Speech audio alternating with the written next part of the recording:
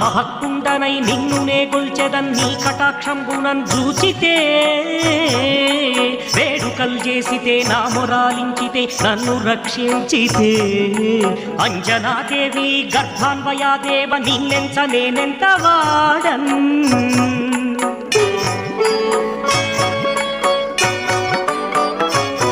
దయాశాలివై చూచితే దాతవై బ్రోచితే దగ్గర పిలిచితే తొల్లి సుగ్రీవుకు మంత్రివై స్వామి కార్యంబునందుండి శ్రీరామ సౌమిత్రులను చూచి వారిని విచారించి సర్వేసు పూజించి అబ్బానుజున్ బంటు గావించి యవ్వాలిని చంపి కాకు సతిలకు దయా దృష్టి వీక్షించి